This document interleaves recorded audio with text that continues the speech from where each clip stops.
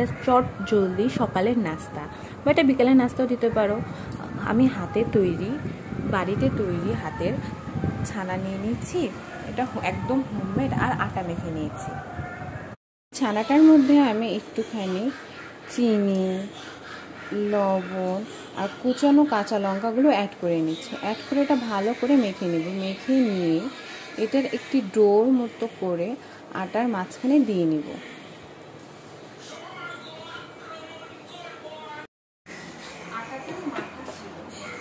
আটাটাকে ভালো মতো ফার্স্টে ডো করে নিচ্ছি।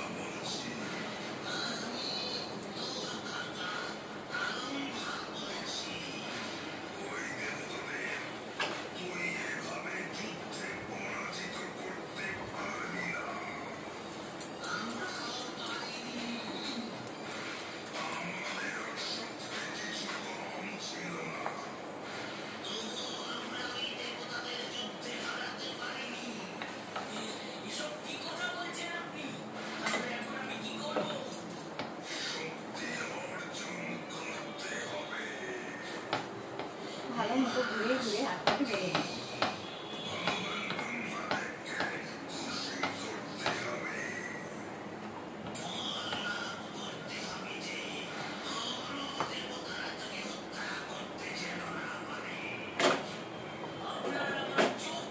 আর এটাকে ভাজতে দিই।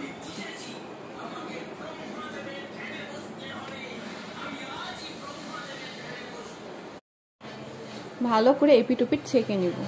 ভালো করে ছেঁকে নিচ্ছি।